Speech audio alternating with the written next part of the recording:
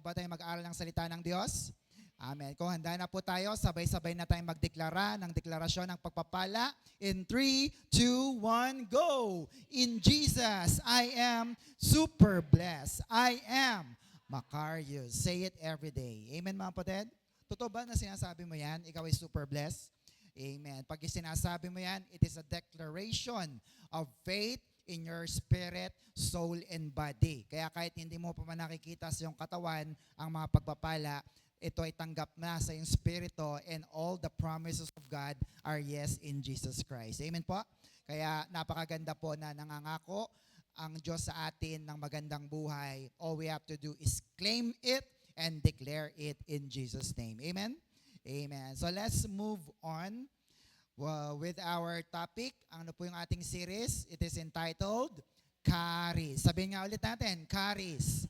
Yan. So, this is the gift of favor for everyday life. Part number 13 na po tayo. Ayan, 13. Kasi this will be the last part of the series sapagkat mag-giveaway po tayo sa ating simbang gabi. Yan. So next Wednesday po will be the start of our simbang gabi. Kaya we will have a different set of lessons and topic. So nawa ay ma-enjoy po natin ang gabing ito as we discuss Charis, the gift of favor for everyday life. Tanong, gusto niyo po ba ng pabor? Gusto niyo bang pinapaboran kayo? Amen. Sapagkat maganda po na nasa atin ang pabor, lalo na ang pabor ng Diyos. And in the Old and New Covenant, pagka sinabi pong righteousness or katuwiran, it means favor. Pagka ikaw ay matuwid, ikaw ay mabait, ikaw ay masunurin, sigurado na papaboran ka ng ating Diyos na buhay. Can I hear amen? Amen. Kaya dapat lamang po ay sumunod tayo sa Diyos. So, what is a covenant? Let's review. A covenant is a binding agreement, no? Kasunduan, a contract, a compact, a treaty, a pledge, a deal, or a promise, no? So, sa madaling salita, ito po'y ginagawa para iwasan ang mga hindi pagkakaunawaan or to end a war between two parties na hindi nakakasundo. Now, kung gusto nyo na magkaroon kayo ng peace or kapayapaan together with your kagalit, kung meron kang kagalit o katampuhan, it is better to make a deal or an agreement with them bago pa ito lumala. Tama po mga kapatid? So we call that covenant. Sabihin nga natin covenant. Bakit po dapat lagi tayong nagkakasundo? Tingnan nyo po itong kasunod. Because you can always, ask a favor from a friend. Nama mga kapatid? Lahat ba ng mga naririto ay magkakaibigan? Malalaman mong kaibigan mo nga siya pag humingi ka ng pabor at pinagbigyan ka. Amen? Kasi magkaibigan nga talaga kayo. Now, kung ang Diyos lalo ang iyong kaibigan, BFF mo si Jesus, brothers and sisters, you can always ask a favor from our Lord. Can you hear amen? Amen. So let's look back and review a close comparison of the Old and New Covenant. So here's the situation. Tingnan niyo pong mabuti. Under the Old Covenant or the law, even the best failed. No? Kahit napakagaling mo na, mahusay, bumabagsak pa rin. Bakit? Hindi kasi nakakasunod sa law. However, under the New Covenant or grace, look at that, even the worst can be saved. So anong gusto nyo? Yung old or yung new? Yung new covenant. Kasi kahit hindi ka karapat-dapat, ikaw pa rin ay pinagpapala ng Diyos kasi mayaman ang biyaya ng ating Diyos na buhay. Shout amen. Palapakan natin ang Diyos.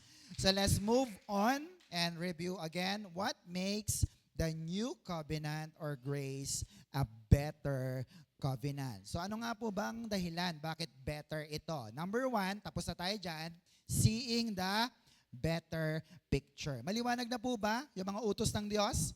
613 dati, ngayon ilan na lang? 2. Ano yung 2 na yon? Mahalin mo ang Diyos at mahalin mo ang iyong kapwa. Madali po ba? Yes, clear picture. Number 2 is, ano po yan? Offered a better sacrifices. So yan naman po yung pangalawa na mas maganda rin. Kasi mas mainam na ang paghahandog, pag-aalay pagdating sa New Covenant. Can I amen? Amen. Now, let's look at this once again. Law or Old Covenant versus grace. Now, tingnan nyo po yung dalawa na yan. Yung Old Covenant or the law is all about obedience. Sabi nga natin, obedience. Sa Tagalog ay pagsunod. No? Saan? Sa law. Pero nakita ng Diyos na hindi nakakasunod ang mga tao. Tama ba mga kapatid?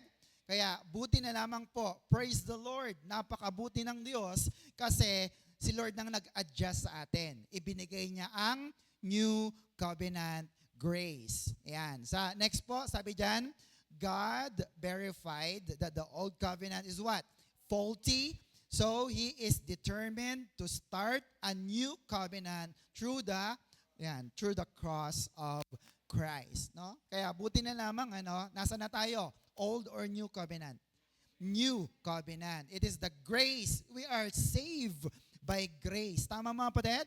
And because of the New Covenant, God now demands a reasonable laws and reasonable sacrificial offering na mga inaalay natin sa ating Diyos na buhay. So let's see this in context. Christ's sacrifice once and for all. Hebrews chapter 10, verse 1 to 4. Please read along with me sa mga nakakita po. Sabi diyan, the law is only an unclear picture of the good things coming in the future. It is not the real thing. The people under the law offer the same sacrifices every year, but these sacrifices can never make perfect those who come near to worship God. Tuloy lang natin. Verse 2. If the law could make them perfect, kung gumagana ito, the sacrifices would have already been stopped. Dapat natigil na. The worshipers would be made clean and they would no longer have a sense of sin. Dapat di na tayo nagigilty kasi naibigay na nga ang dapat na isakripisyo. Pero in verse 3, sabi diyan, but these sacrifices, next po, these sacrifices reminds them of their sin every year because it is impossible for the blood of bulls and goats to take away sin. Malinaw po ba naman, kapatid? Now, sa Old Covenant, may problema. Sabihin ulit sa katabi, may problema. Ang alin? Yung Old Covenant sacrifices, yung mga pag-aalay natin. Bakit po? Kasi sabi, taon na dapat nagsasacrifice tayo. Amen po mga kapatid? Walang tigil po yan, walang papalya. Or else, pag pumalya ka, pag hindi ka nag-alay sa mata ng Diyos, sabi ng verse kanina, you are not perfect, you are unclean, madumi ka pa rin, at you will feel guilty palagi. Kahit na alam mo na, alam ko pinatawad na ako ng Diyos. Ay, talaga bang pinatawad ako ng Diyos? Diba? Nararamdaman ng tao yon. Bakit? Kasi ang ginagawa ng mga Old Covenant sacrifices, yung mga pag-aalay noon, ay pantakip or pantapal lang. Sabi nga natin, pantapal. Yan. Ibig sabihin po, tinatakpan mo lang yung problema, pero hindi mo nililinis, hindi mo inaalis yung baho, yung kasalanan doon sa sugat, kaya hindi rin po ito nasusolusyonan at gumagaling. Amen po mga kapatid? Maliwanag po ba yan? Kaya ibig sabihin, ang maraming mga tao noon sa panahon po mismo ng Old Covenant, puro pagpapanggap. Puro pagpapakitang tao yung ginagawa nila sa church or sa templo. Kaya tuloy, kahit po yung alay nila, yung paglilingkod po nila, ay taos-puso nilang binibigay sa Diyos, hindi nababawasan yung kanilang mga kasalanan. Alam niyo po kung bakit? Kasi anong kanilang problema? Hindi sila humihingi ng tawad sa Diyos na buhay. Bakit po kaya? Sapagkat meron silang ganitong kaisipan. Next po, ano yan? Sabi? Sacrifices is equal to, ano daw? Automatic forgiveness. No? Akala nila, basta, oh Lord, ito na yung alay ko ha. Ito na yung aking sacrifice. Basta may dala eka, kahit na hindi tumatawag sa Diyos, patatawaran sila ng Diyos automatically. Kagaya po ng mga teachers of the law and the Pharisees doon po sa Matthew 23:27. Kayo na lamang po ang magbasa. No? So nakita ng Diyos na, mapagpanggap ang mga tao na ito sapagkat hindi nila ibinibigay ang nararapat para sa Diyos. Samantalang ang kanilang mga sacrifices ay temporary. Sabi nga po natin, temporary. Yan. Kaya hindi po ito nagtatagal no? Yung bisa ng kanilang alay ay dapat ulit-ulitin kada taon. Now, the question is this, ito yung iniwan natin. What is wrong about the Old Covenant sacrifices? No? Bakit hindi ito better?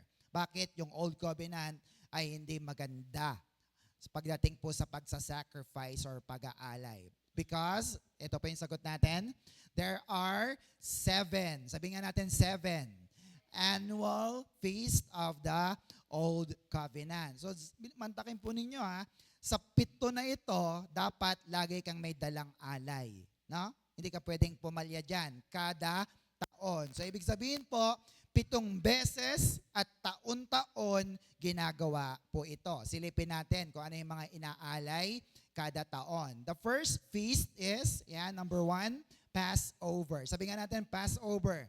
Yan. It signifies the redemption of Israel. Ito yung pagtubos sa Israel. Ano pong inaalay? Slaying and eating a lamb. No? Tupa ang kanilang inaalay. Pangalawa, unleavened bread. It signifies the sanctification of Israel. Ibig sabihin po, nag-aalay sila para malinis ang kanilang mga kasalanan. Now, anong kanilang sinasacrifice? Eating the Passover sacrifice, yung lamb, plus a meal. No? Meron silang kinakain. Pero ito'y nagtatagal sa loob ng ilang araw? 7 days. So, ibig sabihin, handaan. Meron ba ditong handaan na umaabot ng 7 araw? Ibig sabihin, mahaba-haba ito at magastos. Tama mga kapatid? Tama po ba? Yung mga kasalan ba rito, ilang araw? Ano sa amin, way back in sa Pangasinan, umaabot pang parang 3 araw kasi magpapakain mo na sa unang araw, sa ikalawang araw, tapos sa mismong kasal, magpapakain pa. No? Ganun dati sa amin. No? So dito po sa unleavened bread, 7 days po iyan. So hindi sila kumakain ng tinapay na merong yeast sapagkat yung yeast ay representing sin or kasalanan. Do you get that? Okay. Next, number 3, the first fruit. It signifies the resurrection of Israel. So ang kanilang ino-offer dito ay burnt offerings and grain offerings, yung mga tanim nila. Tapos yung mga tupa, mga baka na susunugin. Yun po yung kanilang inaalay. Next, number 4, ano po yun? Pentecost. Pag sinabing Pente or Pentecost, 50th day in Greek. Pente, di ba? Penta, 5, Pente is 50th. No? It signifies the origination of Israel as a covenant people of Yahweh. Now, ito'y piyesta ng pagsasaya, no? Pista ng kanyang kabutihan. And it is a mandatory 7 voluntary offerings. No? Dapat sa araw na to, sa Pentecost, meron silang 7 iba't ibang alay na ibibigay. Either fruit of the wheat harvest, yung kanilang tanim na mga trigo, or mga pananim. Yan. Next, number 5. Ano po yung panguli? Sa unang 5, trumpet. Sabi nga natin, trumpets. Yan. It signifies the calling of Israel to judgment. Now, ang alay naman dito is trumpet blast, pag-ihip ng trompeta, plus sacrifices. So, mag-aalay pa rin sila, either tupa or pananim. Next po, number 6. Nasusundan nyo po ba? Yan. Ang ika-6 ay the Day of Atonement. Sabi nga natin, atonement. Yan, very good. It signifies the atonement of, ano po yan? The covenant people. It means a day of rest. Dapat namamahinga sila. Ano pa? Fasting. Hindi sila kumakain during a certain days. And ano pa? Sacrifice of the cleansing of the priests, the people, and kings from their sin. So nakita nyo, may pag-aalay pa rin. Bakit? Para daw malinis ang kanilang mga kasalanan. Ang pinakapanguli po ay, ano po yon? Tabernacle. Sabi nga natin, tabernacle. Yan. The Feast of Tabernacles signifies God's presence with His covenant until the second coming of the Messiah. So ito po yung ikalawang pagbabalik ni Jesus. Sapagkat si Jesus ay una nang bumalik bilang ano daw? Look at that. Bilang lamb. Una siyang dumating bilang kordero ng Diyos. At yung ikalawa, babalik siya bilang Lion of Judah. As a king, no? As a judge para sa mga tao na tumanggap sa Kanya o hindi tumanggap sa Kanya. So maliwanag po ba mga kapatid? So ang offering dito is the first fruit of the grapes and olive harvest. No? So mga pananim din po ito. So nakita niyo po yon, 7 na piyesta, 7 na handaan na dapat lagi kang may dala na sacrificial offering bago ka humarap sa Diyos. Now ang tanong ay ito, papaano kung wala kang maibigay? Paano na? Paano kung wala kang alagang tupa? Paano kung wala kang pananim? O kaya wala kang pambili man lang para may maialay ka sa Diyos? Anong mangyayari? Hindi ka patatawarin sa iyong kasalanan. Nakuha niyo po yung mga kapatid? Kaya mabigat. Kaya ang mga tao, aral na aral po sila na dapat mag-aalay muna sila para patawarin sila ng Diyos sa kanilang mga kasalanan. Can you hear amen? Ngayon, anong naging mas malaking problema? Next, let's answer the question. What is wrong about the old covenant sacrifices? Next po. Ano po ang ating sagot dyan? Next. Next po. Yan. Bakit po naging mali ang ating old covenant sacrifices? The answer is, everybody, old covenant people attempts to deceive God by ano daw? Giving polluted, defective, and defiled sacrifices. Very wrong. Sabi sa katabi, very wrong. No? Grabe. Ang binibigay na tuloy nila sa Diyos ay mga polluted, no? Mga defective, mga may sakit, may mga karamdaman, and defiled, mga marurumi na mga sacrifices basta may maibigay lang sa ating Diyos na buhay. Ang tawag natin doon na nakaraan, mema lang. Di ba? Mema. Ano yung mema? May madala lang. May maibigay lang. Kahit pilay siya, kahit na isang mata, kahit na galisin, kahit na kirat, yung tupa, inaalay nila sa Diyos. Bakit? Takot sila na hindi sila paboran ng Diyos. Nakuha niyo yun mga kapatid? Tama po mga kapatid? Ilan yung piyesta kanina? 7. Paulit-ulit po yan. Now, ang problema, nagkaroon ng problema sa sistema ng pag-aalay sa Old Covenant sacrifices. Now, the question is, may solusyon ba doon sa problema na yon? Meron po ba mga kapatid? 7 po yun na lagi nga mag-aalay. Kung ngayon ay ginagawa natin ito, may magsisimba pa ba? O Kuya Bong, hindi ka pwedeng mag-church nang wala kang dalang tupa, ha? Yung kambing mo, pakikatay na mamaya. O, sister, yung kalapati mo, 3 po, 3 ha?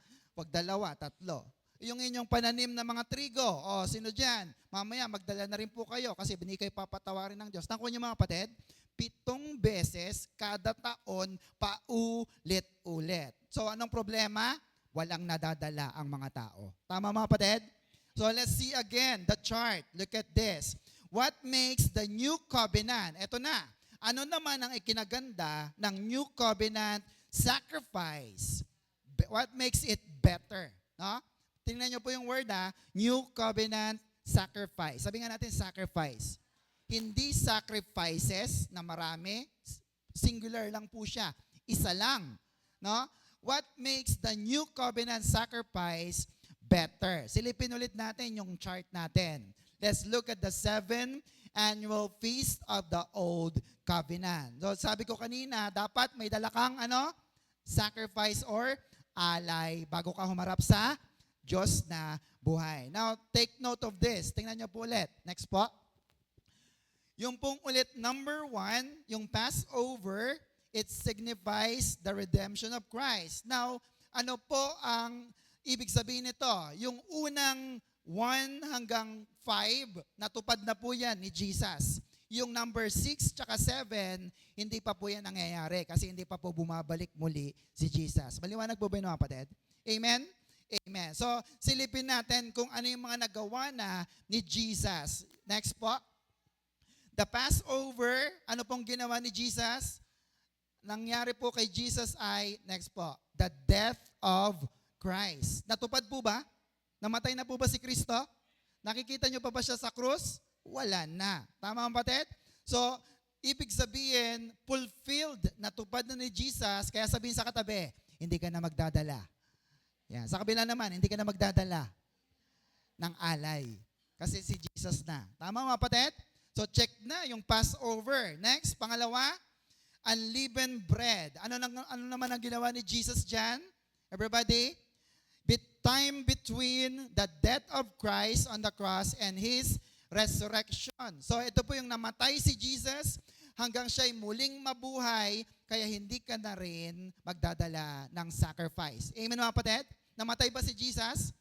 Muli ba siyang nabuhay muli? Naniniwala kayo? So hindi ka na, sabihin sa katabi, hindi ka na magdadala. Yan. Sa pangatlo na pista, ano po yon?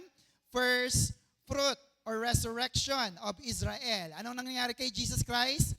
Resurrection of Jesus. Nabuhay po bang muli si Jesus? Naniniwala po ba kayo?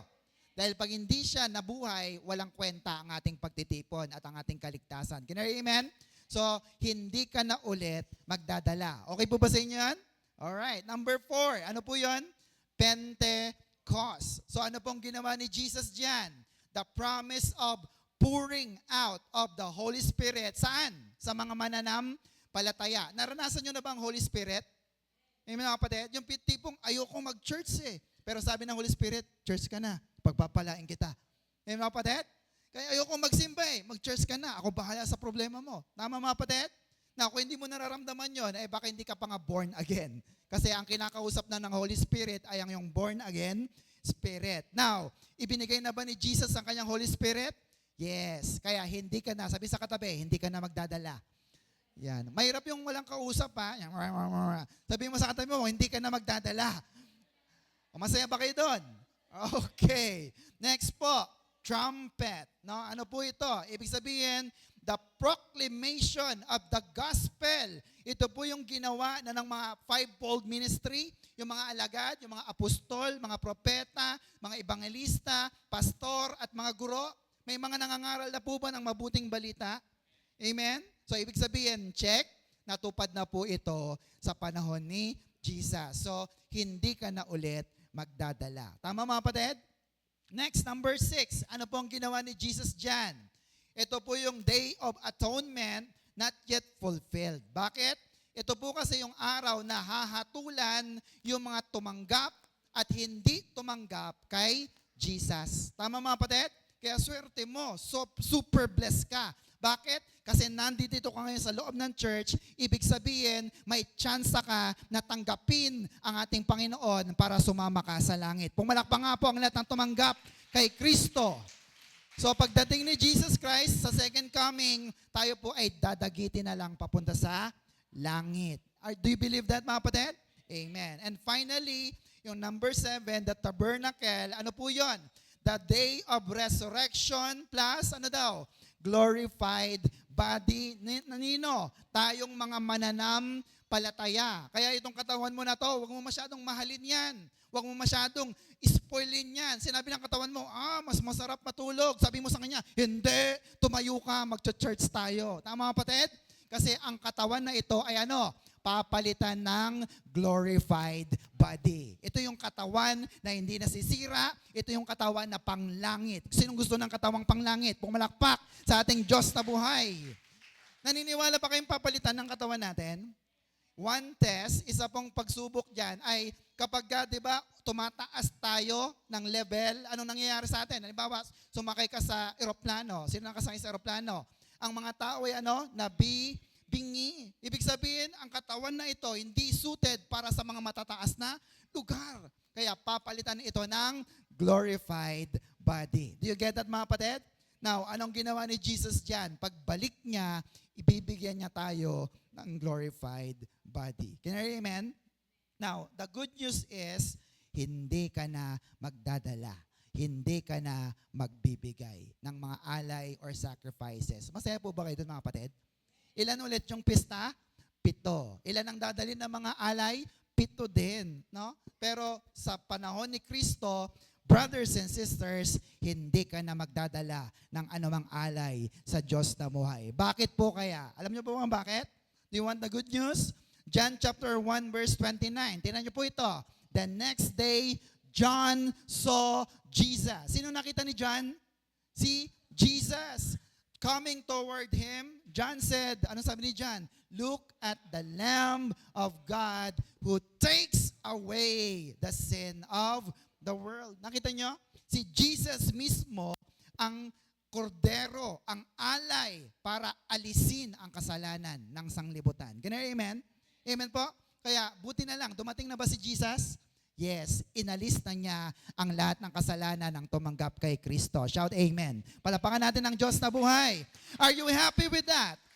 Oh, kasi kung hindi kayo masaya, sana hindi na lang bumaba si Jesus. Alay pa rin tayo ng alay. Can you amen?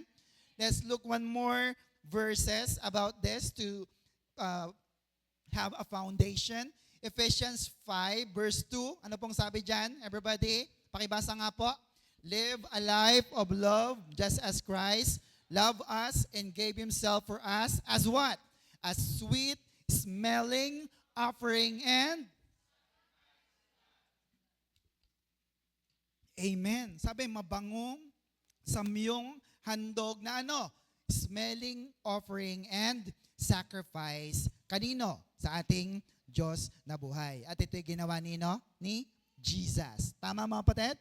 Next, Hebrews 9 verse 26. Sabi diyan, then He would have had to suffer many times since the world was made. But Christ came only once, isang beses lang, and for all time, sa lahat ng panahon, past, present, and future, at just the right time. Why?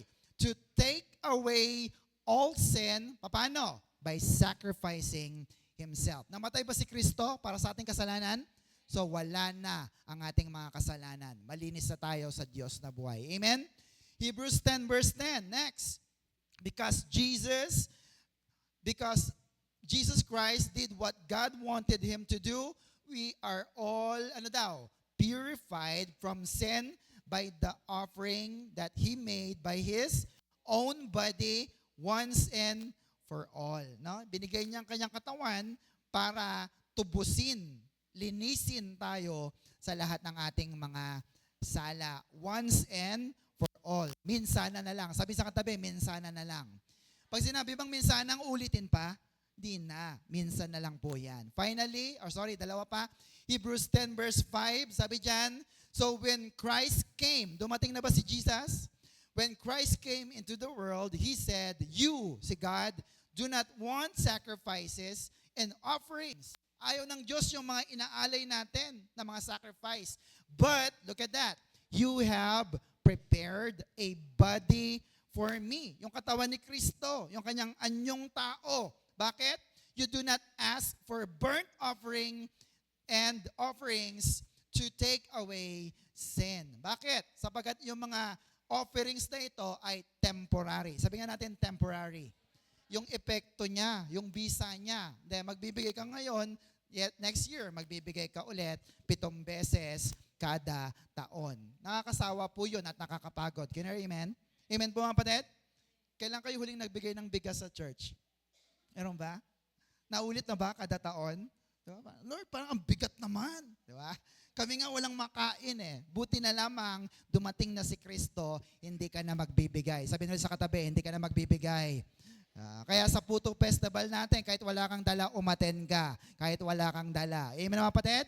Amen po mga kapatid. Palakpakan naman natin ang Diyos na buhay. Pero syempre, kung meron ka namang kakayanan, bakit hindi ka magdala? Tama mga kapatid? Amen. Finally, sa aking pong favorite verse, with regards to this, Hebrews 9 verse 12, sabi dyan, tingnan nyo, once for all time, past, present, and future, He took blood into the most holy place, but not the blood of goats and calves. Hindi dugo ng hayop. Next, Jesus, took His own blood as a sacrifice, and with it, ano nangyari? He secured our salvation. Kailan daw? Ngayon lang ba? Sa mga susunod ba? Pag hindi ka na ba mabait, hindi ka na ligtas? Hindi. Forever. Wow! Buti na lang inialinan niya ang kanyang buhay, ang kanyang dugo. Kaya ang lahat ng kasalanan natin ay nalinis na at ikaw ay tunay at tiyak na ligtas forever. Pumalakpak naman ang naniniwala na ligtas na siya kay Jesus. Can you hear amen? Kay Jesus, siguradong ikaw ay ligtas. Amen po mga kapatid? Amen. Now, ganun po kaganda ang atin pong New Covenant sacrifices. But let me give you some more pointers bago po tayo tuluyang matapos sa topic po na ito. Let's look at the difference between the Old Covenant sacrifices and the New Covenant sacrifices. So ano nga ang pagkakaiba ng mga alay noon at yung mga alay ngayon in the time of the New Covenant? So number 1, ano po yun? Everybody? Sa Old Covenant, no oath from God. Ibig sabihin ng oath ay promise or pangako. Ano po yung pangako na yun? Naka-parenthesis, the oath of priesthood. So ibig sabihin po, hindi nangako ang Diyos na magbibigay siya ng pari or priest na mabubuhay ng matagal.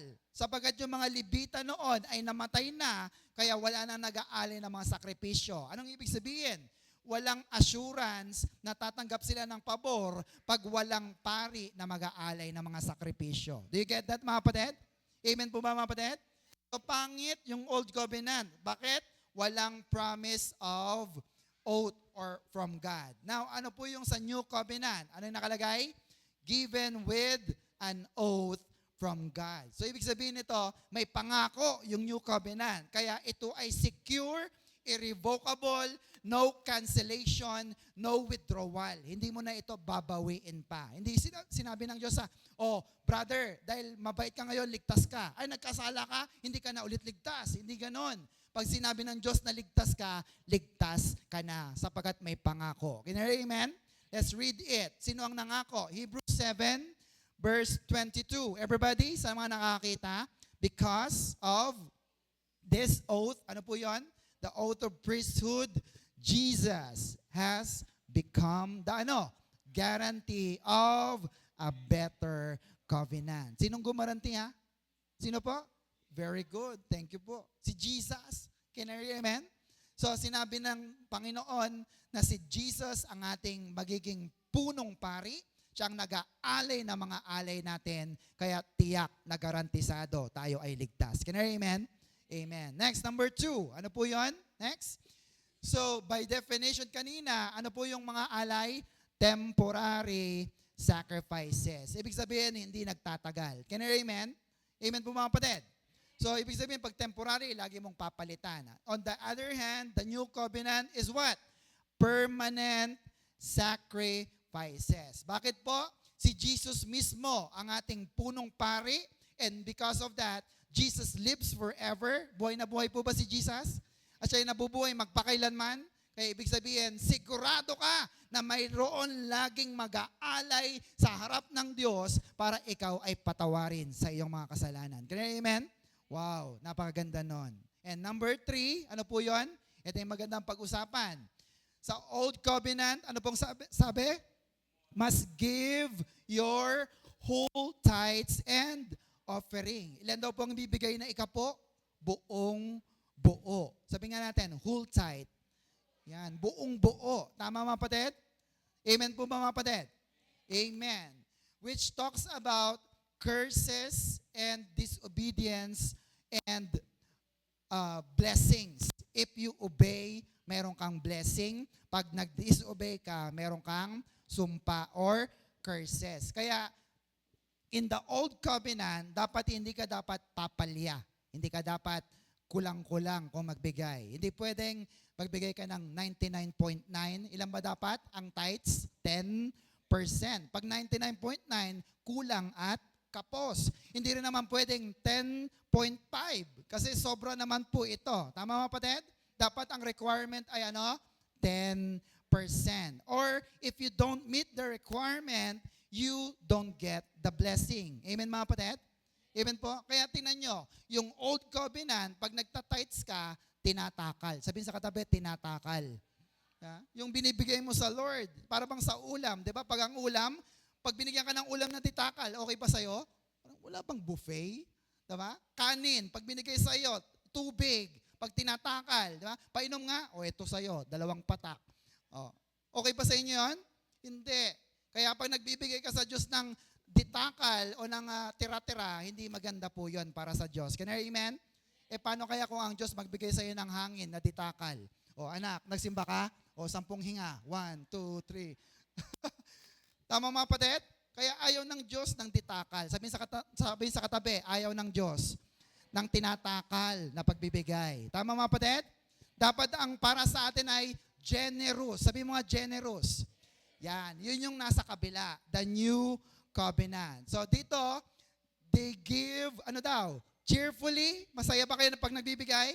And generously. No? Imbis na 10 lang, minsan 10.5, minsan 11, minsan 12, minsan 20 pa nga. Minsan lahat na binigay mo na. Tama mga kapatid? Generously through, grace giving. Sabi nga natin, grace giving. Yan. Kaya yung pag ito po, tinuturo ko talaga, marami ang tataas ng mga tagapagturo, tataas yung kanilang mga kilay kasi kakaiba ito sa kanilang mga natutunan. Can I amen? Amen po mga kapatid. Kaya sabi ng iba, Pastor, wag mong ituro yung grace giving. Bakit? Wala nang magbibigay sa church. Sige ka. Bakit daw ka? Kasi dito kusang loob Tama ba mga kapatid? At bukal sa puso na pagbibigay. Now, ang hindi nila naintindihan ay ang grace giving po ay ganito. Next po. Di ba pinapakita natin lagi? Ayan. Generosity, what?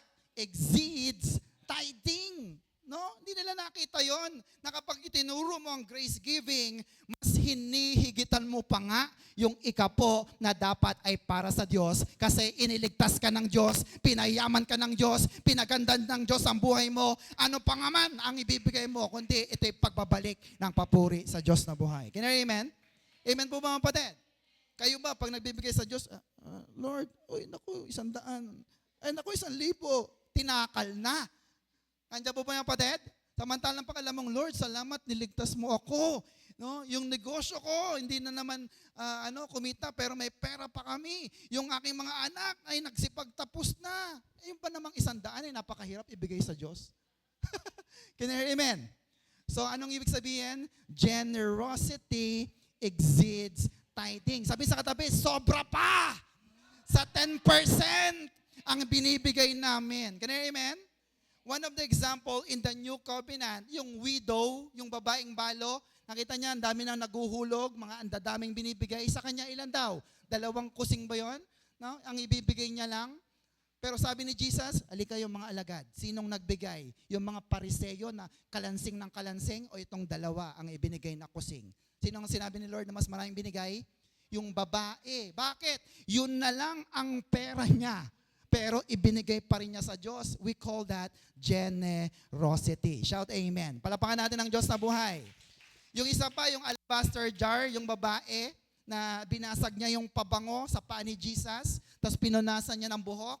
Sabi sa Bible, yung halaga ng perfume na yon ay halaga ng sahod ng isang tao sa buong taon. Pero ba't binasag lang niya? Generosity. Can you hear amen? Kaya tayo, pag tayo pinagpala ng Diyos, nawa ang in-expect ng Diyos ay ibalik natin ang pagiging generous ng Diyos sa ating buhay. Shout amen. Palapakan natin ang Panginoon. Now, ano bang ibig sabihin ng generous? Just to expound. Next po. Generous means, freely giving more. Sabi mo nga, more of something that is necessary or expected. What else? Kind towards others, no? Mabuti ka, lalo na sa Diyos, sa gawain ng Diyos. Tama mga kapatid? Kayo ba pag sinabing, bibili po tayo ng electric fan, kayo na lang. Tama mga kapatid? Pag sinabing, may bibilin po tayo, kayo ba nagbibigay sa gawain? Amen mga kapatid? Lalo na pag may kakayanan. Next, number 2, larger or more plentiful than is usual. So, ibig sabihin, nagbibigay siya ng mas malaki kaysa sa usual. Ano yung usual? 10%. Ngayon, dahil generous ka, nagiging sobra pa sa 10%.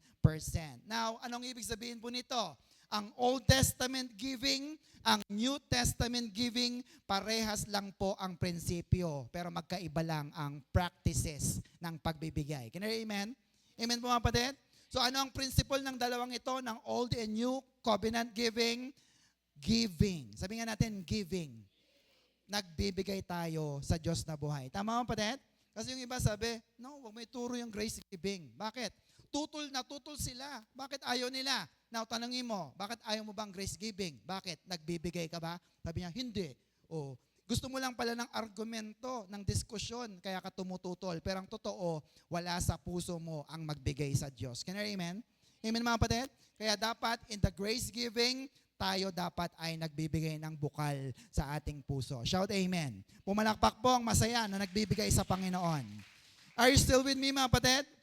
Next. Dito pang maganda. Next. Sa Old Covenant, tinan nyo po ito. Next po. Tithers obey in fear. Next po. Yan. Ang mga nagtatites po ay sumusunod dahil ano? Mayroon silang takot. However, grace givers obey in love. Anong mas maganda sa dalawa? Yung nagbibigay ka kasi takot ka kay pastor, takot ka kay brother, o dahil mahal mo si Lord. Amen mga kapatid? Mas maganda yung grace giving kasi you are giving out of love. Can I hear amen? Kasi yung mga tithers way back in the Old Testament, takot na takot sila, kabado sila, aburido sila pag hindi sila nakapagbigay. Why? It is mandatory. It is obligatory, compulsory. It is binding. Bakit? Pag hindi mo ginawa, mayroon kang matatanggap na sumpa. Pero pag ginawa mo naman, may matatanggap kang pagpapala. Kaya minsan tuloy, dati pananakot ng ilan. Hindi ka ba nag-ikapo? Kaya pala, may sakit ka ngayon. Hindi ka ba nag-ikapo? Kaya pala bumabagsak ang iyong negosyo. Ang iyong trabaho ay napepeste. Bakit? Kasi dinadawit nila yung pag-iikapo na yan. And worse, you are a robber. Alam mo po yung robbery? Yung robbery and hold up, di ba? Yung stealing, yung kinuha mo, hindi niya alam. Pero yung robbery, matindi. Hawak-hawak niya, inagaw mo sa kamay niya at sinuntok mo pa siya kasi nanlaban. Ibig sabihin, you take it by force. Ganon ang ginagawa mo pag yung ikapo ay hindi mo ibinibigay sa Diyos na buhay. Can you hear amen? Maliwanag po mga kapatid? Kaya kung ikaw ay suwail or disobedient, sumpa. Pero kung ikaw ay masunurin, hindi ka magnanakaw at pagpapala ang ibibigay sa iyo. Shout amen. Amen. Now, in the grace givers, they obey in love. Tingnan niyo po ito. 2 Timothy chapter 1 verse 7. Ano po sabi? For God has not given us a spirit of fear, but of power and love and of sound of mind. No? Hindi ka na binigyan ng takot ng Diyos. Ngayon ba pa nagbibigay kayo, natatakot pa rin kayo? Tanggapin kaya ni Lord to? Hello? Huwag ka nang matakot. Sabihin sa katabi, huwag ka nang matakot. Amen? Ang pairali mo ay mahal mo ang Diyos na buhay. Mahal mo po ba ang Diyos na buhay? Sinong mga nagmamahal sa Diyos? Taas ang kamay. Tingnan nyo po siya. Palapakan natin ng Diyos. Tingnan nyo po yung kasunod na quote na ibigay ko na nakaraan ito. Sabi diyan, you can give without loving, but you cannot love without giving. Tama mga kapatid? Kaya ka nagbibigay kasi mahal mo. Amen mga kapatid? Kaya ka nagbibigay kasi mahal mo ang Diyos na buhay. Hindi ka natatakot. Amen mga kapatid? Amen. Also, ang mga grace givers ay masaya na nagbibigay. Masaya po ba kayo pag nagbibigay? O problemado, eto na naman sila. Nangihingi na naman sila. Hello? Meron bang mga gumaganon? Bakit? Bukod sa voluntary ito, kusang loob. Sabi nga natin, kusang loob. No, pag sinabing kusang loob, walang magdidikta sa'yo kung magkano ang ibibigay mo. Oy, lahat tayo, tig 1,000 ang bag sabi ng iba, patay na, 500 nga, wala ako eh. Tama ba mga kapatid? Kaya buti na lang voluntary, kusang loob. Ngayon, pag voluntary, ibig sabihin, malaya ka na magbigay kung magkano ang laman ng iyong puso. Shout amen. Palapakan natin ang Diyos na buhay. Can I hear amen? Amen. Masaya ba kayo doon? Kaya hindi lang yung mga mayayaman na nakakapagbigay, hindi lang yung mga kulay blue na 1,000, kahit yung mga 100 na violet, dumadami na rin. Yung mga kapatid, yung mga 50 pula. Tama mga kapatid? Kasi malaya kang magbigay, kusang loob at walang takot. 2 Corinthians 9:7, tingnan nyo po, everybody. Each man should give what he has decided in his heart to give, not reluctantly or under compulsion. Bakit? For God loves a cheerful giver. Pumalakpak nga po ang masaya na nagbibigay sa ating Diyos na buhay. Masaya po ba kayo pag nagbibigay? May bibigay ba kayo mamaya? Kahit piso yan, basta masaya ka, tatanggapin ng Diyos yan. Shout amen. Amen. And finally, ito po yon.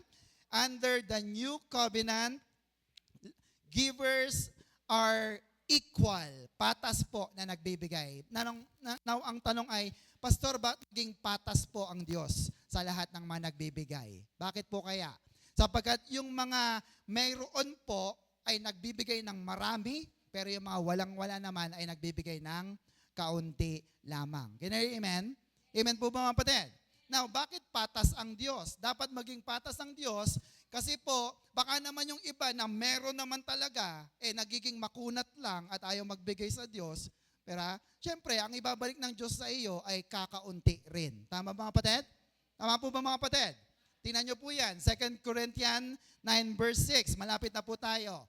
Remember this, whoever sow sparingly, kakaunti, will also reap sparingly, kaunti. And whoever sows generously, ano daw? Will also, everybody, reap generously. Ano po yung generously? Madami. Kaya gusto ni Lord na maging generous tayo. Tama po ba mga kapatid? Amen po ba?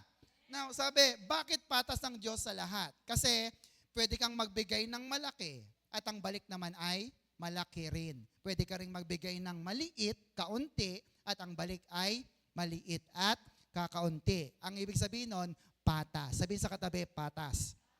Pero at least, may balik kahit kakaunti. Tama ba mga kapatid? Tama po? Kasi, ang Diyos kasi, ang gusto niya, pag nagbigay ka ng kaunti, ibabalik niya rin kagad para yung kakaunti, pag naipon, ano nangyayari? Diba? Yung kaunti, pag naipon, madami na rin yan. O ngayon, madami na ako, Lord, ha? Eto na. Kung bakit ang dahilan, kung bakit ang mayaman ay yumayaman. At yung mga hindi pa masyadong nakakapagbigay ay payaman pa lang. Tama ba, kapatid? Tama ba? Kasi yung marami na sila, ibinigay nila ulit sa Lord, syempre, malaki na yan. Anong balik? Malaki na rin na pagpapala sa Diyos na buhay. Can you hear amen? Bakit po? Ang mapagkatiwalaan sa maliit ay pwedeng pagkatiwalaan sa sabi po ba ng Bible yon? Basahin natin. Luke 16:10. Whoever can be trusted with very little can also be trusted with much. And whoever is dishonest with very little will also be dishonest with much. Either it's a time, it's a talent, or your treasure. Pag hindi ka mapagkatiwalaan sa maliit, hindi ka kayang bigyan ng Diyos ng 1,000,000. Tama ba mga kapatid? Tama po mga kapatid?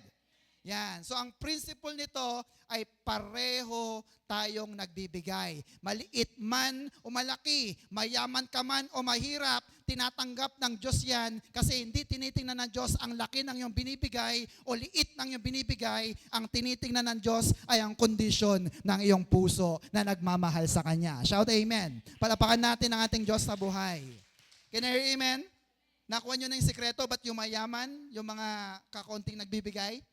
Kasi yung kakaunti nila naiipon parami ng parami. Yung mga mayayaman naman ay lalong yumayaman kasi malaki ng binibigay, malaki ulit ang ibinabalik ng Diyos sa atin. Can you hear amen? Tingnan nyo po ito, 2 Corinthians 9:11. Malapit na po. God will make you rich enough so that you can always, what? Be generous. Your generosity will produce thanksgiving to God because of us. Nakita niyo yon? Binibigyan ka ng maraming pagpapala. Sino sa inyong mayaman na? Ako, mayaman na. No? Bakit ka pinapayaman pa? Sabi ng verse, para maging generous ka. At dahil sa iyong generosity, marami ang nagpapasalamat sa Diyos. Salamat, Lord, binigyan ako ng pagkain. Salamat, Lord, meron ng pantuition ng anak ko. Can you hear amen? Kasi maraming mga tao ang nagiging generous. Shout amen. Palapakan natin ang Diyos na buhay. Now, bakit minsan 'di ba nakakairita rin na Lagi na lang ako ang hinihingan. Ba't hindi naman sila ang hingan? Tama ba mga kapatid? Ngayon, ganito ang sabi ng Biblia. 2 Corinthians 8:13. Look at this. Our desire is not that others might be relieved while you are hard-pressed, but that there might be what? Equality. Hindi ko sinasabing, sige, magbigay kayo para mahirapan kayo, samantalang yung iba ay nagiging maginhawa. Sabi ni Pablo, 14, at the present time, your plenty, yung marami ka, will supply what they need, yung mga nangangailangan. So that in turn, pagbalik naman, their plenty will supply your need. Amen mga kapatid? Then there will be equality. Ibig sabihin po niyan, pag ikaw naman nangangailangan, lagi ka bang may pera? Lagi ba? O minsan wala ka rin naman, tama? So yung namang may mga meron ay tutulong sa iyo para magka-meron ka. Can you amen? Verse 15, as it is written, he who gathers much do not have too much, and he who gathers little did not have too little. No? Yung sobra, yung marami, sakto na lang, sapat na lang, kasi yung walang-wala, binibigyan, at yung meron, nawawalan, sila rin ang tinutulungan pagdating ng araw. Ang tawag doon ay tulungan because of generosity. Can I amen? So ganun po, napakasaya ng church kapag gano'n ang ating mga kapatiran. Can I amen? Amen po ba? Kaya nga diba sa church natin, pinagbabawal natin na magkaroon ng utang hanggat maaari. Tapat tayo po ay tumutulong sa ating mga kapatid kay Kristo. Can I amen?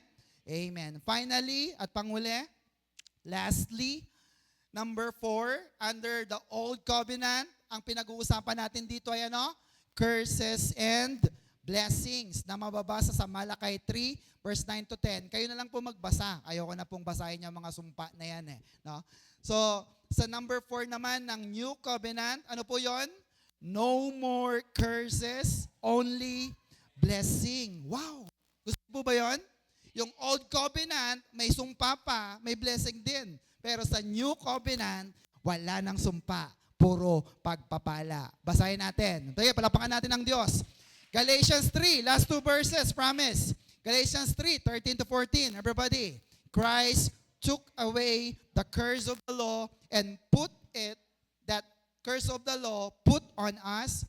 He changed place with us and put himself under that curse. It is written in the scripture, anyone whose body is displayed on a tree is cursed. Ibig sabihin, crucified, pinako. Lahat ng nakapako sa krus ay sinumpa. 14, look at this. Christ did this so that God's blessing promised kanino? Kay Abraham sa mga Hudyo might come through Jesus Christ to those who are not Jews. Tayo yon, mga hintil. Jesus died so that by our believing, ano yon? Faith, we could receive the Spirit that God has promised. Ano ba yung tinatanggap natin sa Holy Spirit? The Spirit of sonship, pagiging anak, sapagkat ikaw ay naging born again na sa iyong spirito. Can I amen? Pag anak ka na ng Diyos, lahat na ng pagpapala ay para sa iyo. Lahat ng ibinigay kay Abraham, sapagkat ikaw ay tumanggap kay Jesus Christ. Can I amen? Are you happy with that? Amen. So question is, which is better in terms of sacrifices? Old or New Covenant? Anong mas maganda? Yung Old Covenant or yung New Covenant? New Covenant. Palapakan naman natin ng Diyos sapagkat nakita natin ito. Now, ikaw ba'y naniniwala na nagsakripisyo si Kristo para sa'yo? Ikaw ba'y naniniwalang namatay siya ng napakahirap na kamatayan sa krus? Now, ang hamon lang niya in the New Covenant ay ito. Last verse, Romans chapter 12, verse 1 to 2. Everybody, sabayan niyo po ako. Patapos na tayo. Therefore, I urge you, brothers, in view of mercy, to ano daw? To offer your bodies as ano? As a living sacrifice, holy and pleasing to God. This is your spiritual act of worship. Wow, nakita niyo po yon? Sa New Covenant, hindi na after ang Diyos sa mga physical na mga offering. Sa mga patay na mga handog, ayaw niya na ng mga patay. Anong gusto ng Diyos? A living sacrifice. Gusto ng Diyos, ikaw, buhay na sakripisyo para sa Kanya. Amen mga kapatid? Verse 2, do not conform any longer to the pattern of this world, but be transformed by the renewing of your mind. Then you will be able to test and approve what God's will is. Ano yung kalooban ng Diyos? His good, pleasing, and perfect will. Ibig sabihin po, magbago na tayo ng kaisipan. Can you amen? Ikaw ba pag nagbibigay ay malaya na? Hindi ka na ba natatakot? Amen. Sapagkat sabi nga ng John 8:32, you shall know the truth sa salita ng Diyos, and the truth will set you free. Pumalakpak nga po ang lahat ng malaya. Hallelujah! May natutunan po ba kayo? Amen. Next po, next year. Next year na po ito talaga, promise. Yung number 3 is having a better high priest. Alam nyo naman po kung sinong high priest natin, di ba? Sino? Si Lord na. Pero syempre, didiscuss pa natin yan. Next year, to give way for our Simbang Gabi 2024. Aten po ba kayo? Pumalakpak ng lahat ng atin sa Simbang Gabi. May natutunan po ba kayo? Yan. Meron pa pong 3 out of 5 na ituturo ko po sa inyo. So what's our Macarius Challenge, everybody? Malakas? In Christ, life is better. Isa pa po. In Christ, life is better. Hallelujah. Sige, tayo po tayong lahat mga kapatid. Tayo po'y manalangin. Hallelujah. Panginoon, maraming salamat po sapagkat dumating na ang aming Panginoong Kristo. Maraming salamat po sapagkat naging mas mainam, mas maganda ang aming buhay nang dumating ang aming Panginoong Kristo. And Lord, maraming panahon na kami po'y naglilingkod sa iyo na hindi namin nalilinawan. Bakit nga? Ba gumanda. Pero ngayon, Lord, you have showed us through your word and through the scripture that this new covenant times had a better sacrifice. Not sacrifices, isa lang po, Panginoon. At ito po ay walang iba kundi ikaw, ang kordero ng Diyos, ang inaalay ng Diyos para tubusin kami sa aming mga kasalanan. Minsan na lamang for all time. Kaya Panginoon, this is really a better sacrifice sapagkat hindi na namin kailangan magdala pa ng kung ano-ano para lang mapatawad mo kami. Kada taon, tanggapin lang namin si Kristo ng buong buo sa aming puso na siya ay namatay, siya ay inilibing. Makatapos ang 3 araw, siya ay muling nabuhay at muling umakyat sa langit. Panginoon, ito'y sapat na sukat naming ikaliligtas. Lord, that is our faith and that is the gospel of Jesus Christ. Kaya Panginoon, salamat po sapagkat sa araw na ito ay ipinatunayan mo nga po na ikaw lamang ang may kayang gumawa ng magagandang bagay sa aming buhay. At ikaw lamang, Panginoong Jesus, ang kayang magbigay sa amin ng better life. Kaya Lord, thank you. We receive all the best, all the blessing that comes from heaven. At patuloy po, Ama, na hinihila namin ang lahat ng pagpapala sa aming spirito, sa aming kaluluwa, sa aming katawan, upang lahat ng aming mga pangailangan ay matugunan at kami po ay sumagana sa aming buhay dito sa lupa. Salamat po, Ama. At maingat po namin binabalik sa inyo ang pinakamataas na papuri, pasasalamat at pagsamba sa pangalan ng aming Panginoong Yesus. Ang lahat ng pinagpala ay sumigaw ng malakas na Amen and Amen. Palapakan po natin ang Diyos. Are you blessed? Super. Hallelujah. Sige po, kung tayo po ay pinagpala, tayo po ay magbigay sa ating Panginoon.